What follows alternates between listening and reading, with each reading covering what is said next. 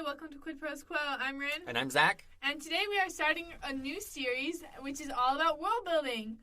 I'm so excited for this series because world building is one of my favorite things to do, and I'm constantly sad that I don't have more worlds to world build.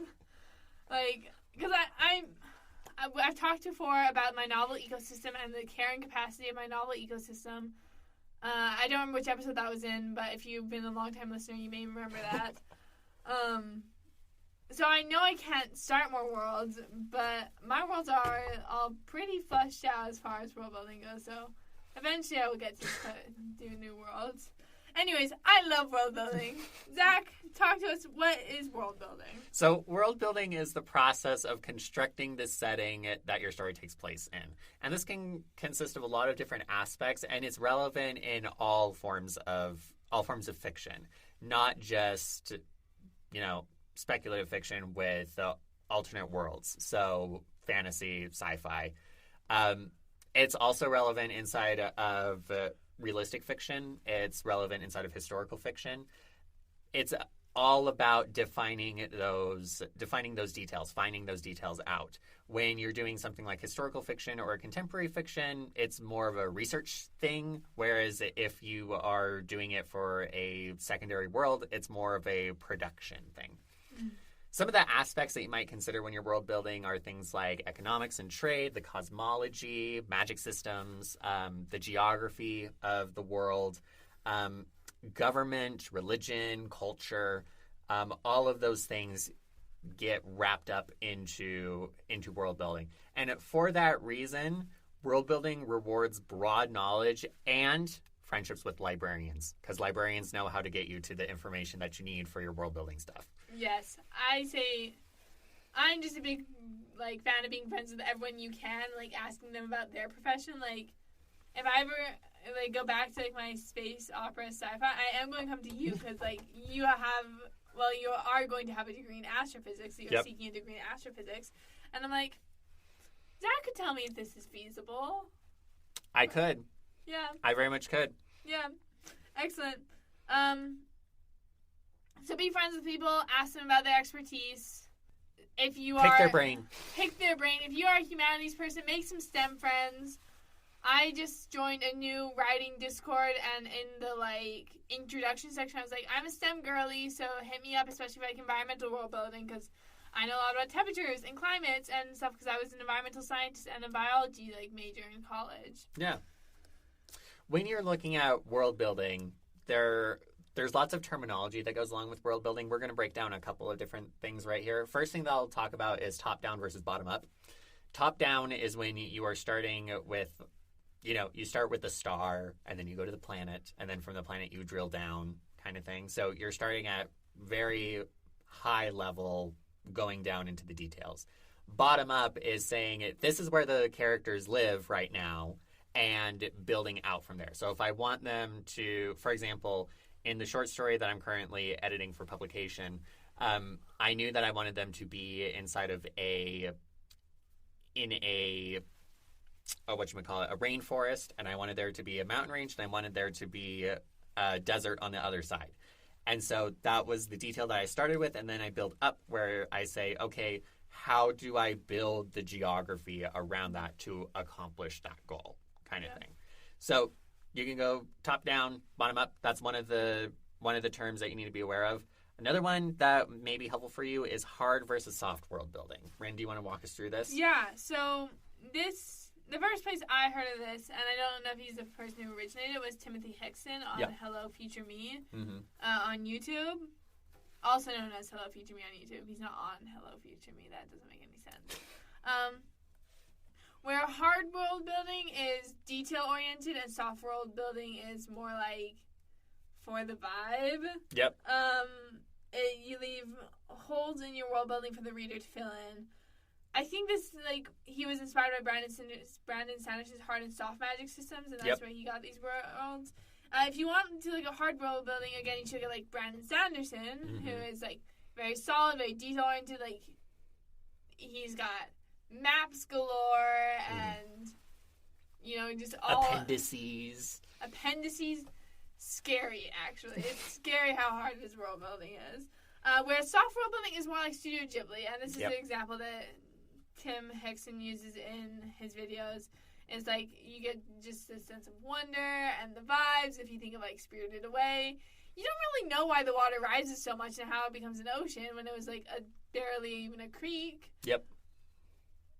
But it also doesn't really matter. Yeah, who cares? It doesn't matter. And I would say that often these world building styles are complemented by a magic system of the same style. Mm-hmm. So again, Spirited Away, very soft magic system where it's just like, I think probably the hardest part of that magic system is, is her name Yubaba? Mm-hmm.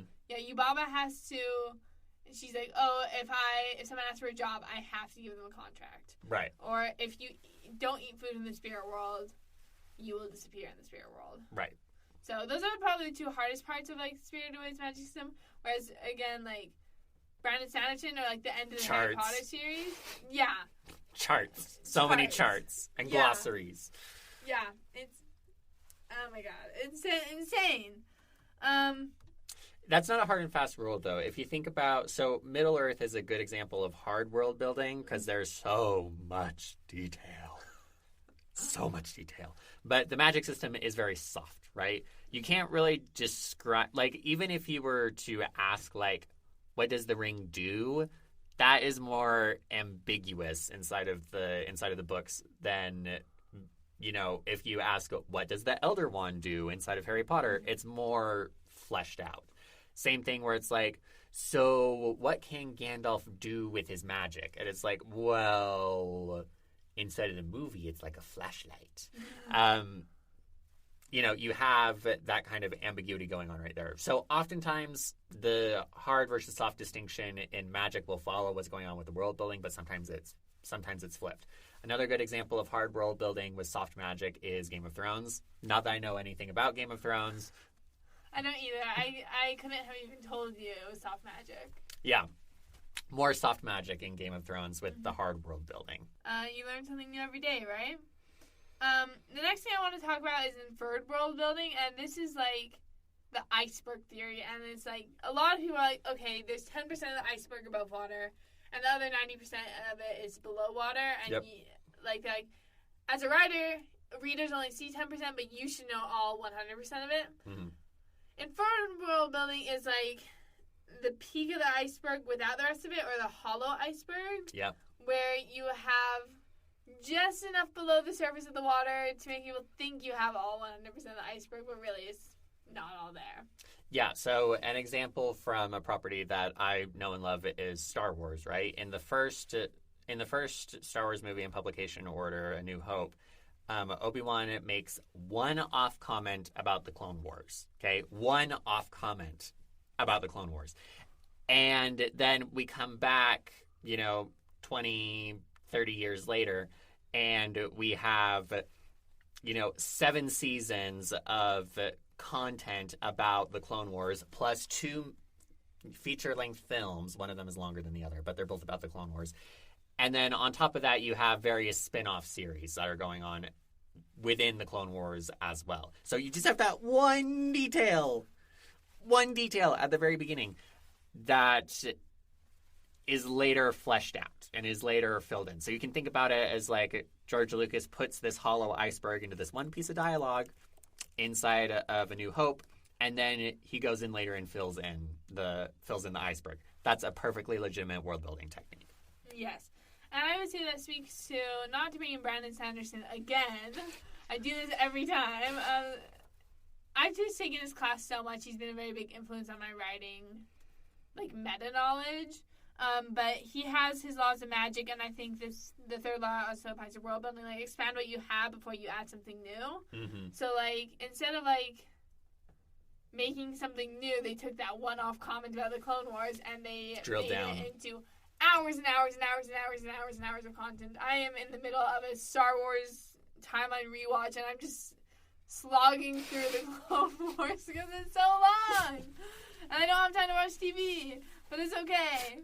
But it's good. It's fun. It's really good. I love Ahsoka so much. I would do anything for Ahsoka. Best character in like all of Star Wars, in my opinion. The final thing I want to talk about, and we'll talk about this throughout the rest of the series, is this idea of giving 2 layers of explanation to your world building.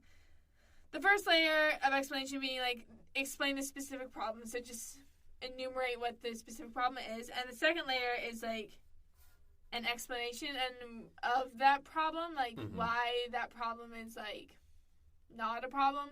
There's, like, a Tumblr text post that's like, why can't vampires, like, just go in the sewers under the city and avoid the sunlight? And then it's like, because of the giant alligators in the sewers, duh. And that's like your example of 2 levels of explanation, and that's where I got this idea from. But we will apply it in our next episode about world building, geography, and maps. I have, is that the one? Yeah. We'll apply that 2 layers of explanation in our future episodes about world building. Do you have any final thoughts, Zach? Nope, that's good. I'm excited for this. This is going to be so much fun. I'm so excited. Okay, this has been Quid Pros Quo. Thank you so much for tuning in. Quid Pros Quo is hosted by DC Winters and CK Jensen. If you like this episode, be sure to leave us a rating. And if you'd like to contact us, you can email us at quidprosquo@gmail.com. For more episodes, check us out on Spotify, Apple Podcasts, or wherever else you get your podcasts.